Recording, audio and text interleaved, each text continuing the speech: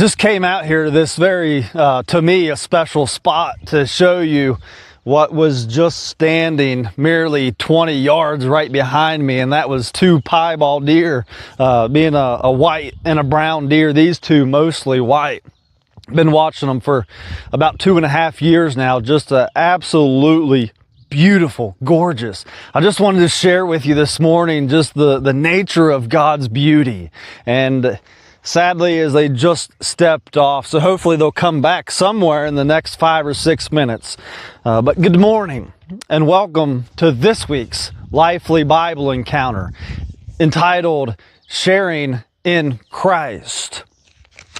And this week's Lively Bible Encounter, it came in a thought just like that I wanted to share something so beautiful with you, with anybody, because it is just like it. Every time I come out to this place right here, is the Lord touches me in a very special way, and especially with those two beauties.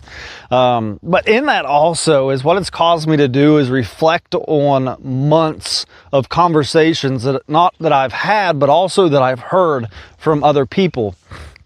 And one of those conversations, a very particular someone, is they made a comment, something along the lines of, I don't know why they feel the need to share that with me. And there's a million reasons why we want to share specific things with specific people. But in this instance, what it was that somebody was talking about their child, as they typically do, or sending a picture. And it caused me to reflect on how many times that I want to share with you or with a family member how great my kids are.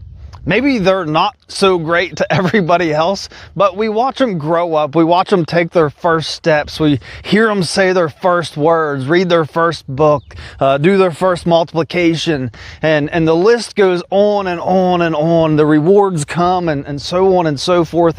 And we think because we're excited that everybody else should be excited too, right? And so in that whole thought process, though, of just how we want or feel the need to share something so great, something so beautiful as those two piebald deer, that's where life meets Bible this week. Coming from the passage that I preached out of yesterday morning from Mark chapter 10, is we read in the 13th verse, people were bringing little children to Jesus for him to place his hands on them, but the disciples rebuked them. And it struck me as odd to begin with that these are the people that's been following Christ for, at this point, for some time.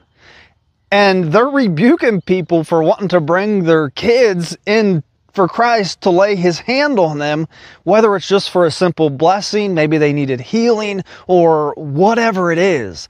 And what I have found is that these disciples were trying or wanted to keep Christ for themselves.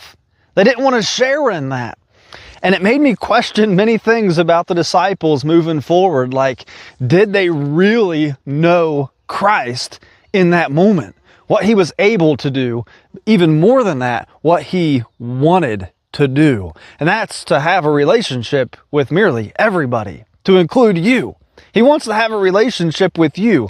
And so I wrote down a few notes of what I thought about these disciples and where it leads us into a moment of love and how love reflects Christ. And that is that here in this passage where we read that, but the disciples rebuked them, being the children, ultimately, is that here the disciples are shown to be more concerned with following Jesus, his teachings, and perhaps maintaining order than with allowing the children to approach Christ. It was kind of all about self and a whole lot less about everybody else. And so with that, as I come to the conclusion of what it is to really know Christ. And that's the question that I want to leave you with here in just a little bit is, do you really know Christ, or is there still a lot of room to grow? And if there is, are you willing to take that step this morning, this week? Because whenever we get into the finer essence of love and to share things that we are just encapsulated by, is that to have love is not love. Therefore, if one does not love, one has not truly had, felt, or even experienced love. Love being Christ. And that for one cannot have Christ, love, without having the sense or the urge to share Christ, to share love. And so it really makes us question, do I really have love? Have I really experienced love?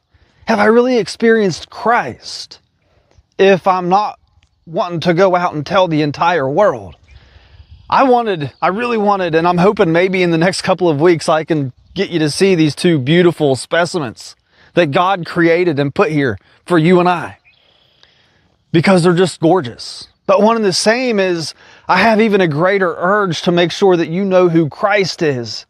Because Christ is love. And I've experienced that. And it's something that I know without a shadow of a doubt that you need to experience. That you need to just get a little taste to fully understand what Christ is, who Christ is, and what He wants for you and Him. And that is a relationship that lasts forever and ever and ever. And so with that is share not only Christ, but to share in Christ.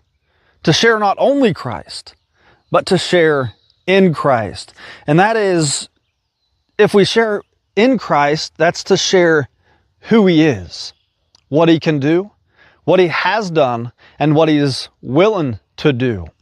And to go even more, whenever we begin to share these things, is inevitably we begin to share what Christ has done in me, what Christ has done in you, what your life was before Christ and after Christ.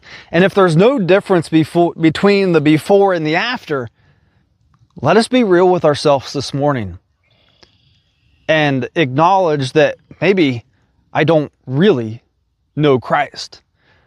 Maybe I haven't really accepted Christ. Maybe it was just a concept or an idea that, hey, Lord, enter my life. Forgive me. And we thought everything would be great when really we didn't want to give up anything. Our lifestyle never changed. The outer appearance never really changes. It's what's in the heart, right? And so if our heart doesn't begin to change, maybe we need to take a step or two back and begin to look and to think again.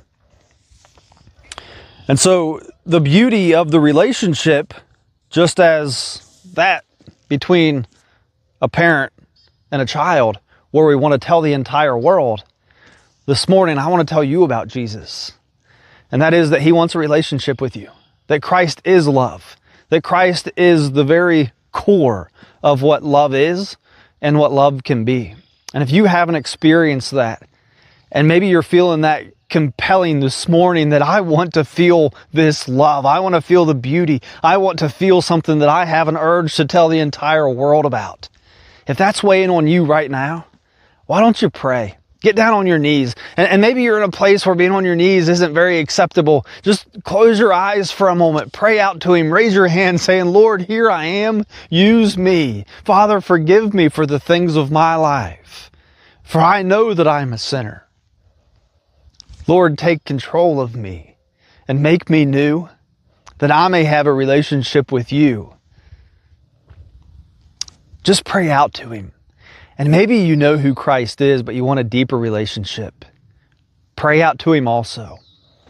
And maybe you're in one of the greatest relationships you've ever been with, or been in with Christ.